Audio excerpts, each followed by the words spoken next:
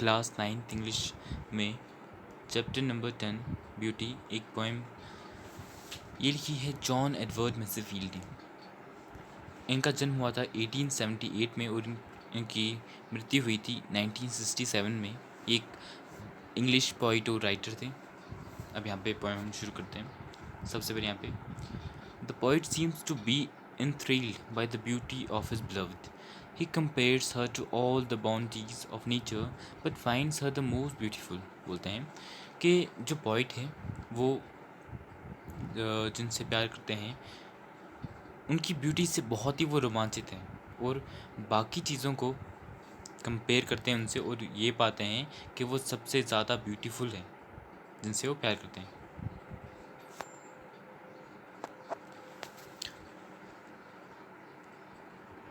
I have seen dawn and sunset on moors and windy hills. बोलते हैं कि जब जो सुबह का टाइम होता है, जब सूरज उगता है, और जब शाम का टाइम होता है, जब सूरज डूब जाता है, तो मैंने ये नज़ारे देखे हैं।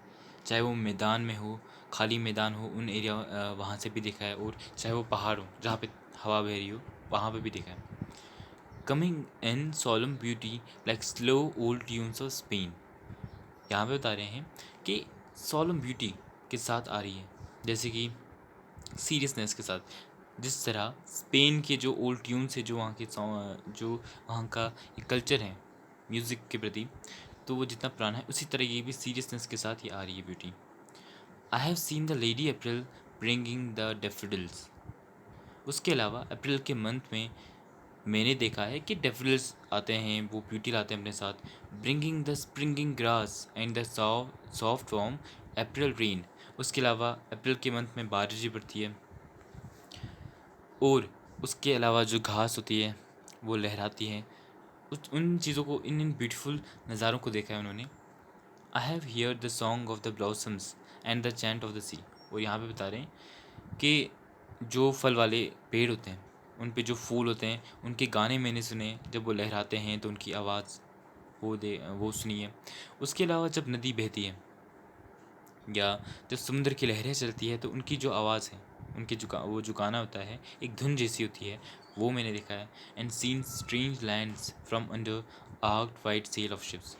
उसके अलावा अनजान जगहें देखी हैं जब मैं समुद्र से ट्रेवल करता था अपनी शिप से, मतलब जब मैं शिप से ट्रेवल करता था तो वहाँ पे अलग अलग जगहें देखी है, ब्यूटीफुल जो जगहें थी वहाँ पे विज़िट किया।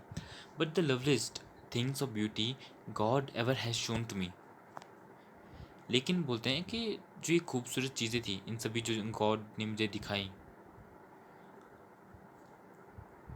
Are her voice and her hair and eyes and the dear red curve of his lips. बोलते हैं कि इन सब से जो खूबसूरत जो चीज़ें थी, जो भी सभी चीज़ें मुझे गॉड ने दिखाई, उनमें सबसे ज़्यादा खूबसूरत कौन थी, जो जिनसे वो प्यार करते थे, वो बताते हैं कि उनकी आवाज़, उनके बाल, उनके आँखें, उनकी जो लिप्स थी, तो ये सभी चीज़ें सबसे ज़्यादा खूबसूरत थी।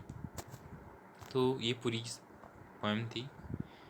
किस तरह से जो एक राइटर अपनी प्रेमिका के बारे में इसमें बता रहे हैं, उनकी तारीफ़ कर रहे हैं, वो इसमें बताया है कि दुनिया के सभी जो भी खूबसूरत नज़ारे हैं वो उनके सामने कुछ नहीं है। इन्होंने यहाँ पे ऐसा बताया। अब यहाँ पे इनकी ग्लोसरी देखते हैं। सोलम होता है serious and without any amusement. एक सीरियस टोन में इस तरह से बिना किसी हंसी मजाक के। Spring, to move quickly and suddenly towards a particular place. लहराना जिसे हम बोलते हैं किसी पर्टिकुलर प्लेस में, जिसकी घास होती है, जब हवा चलती है तो किस तरह घास लहराती है, उसी को बोलते हैं स्प्रिंग करना, लहराना। एक क्विकली और सडनली, वो पता नहीं चलता है, वो लहराती है चीज़ें। Blossoms, the state of flowering. जब फूल खिल जाते हैं तो उनको कहा जाता है ब्लॉसम्स। चैंट यानी कि सिंग, गाना।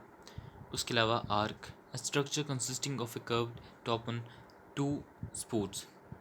तो ये शिप में होता है स्ट्रक्चर। कर्व टॉप, कर्व का मतलब होता है टर्न। तो ये था ये पोएम।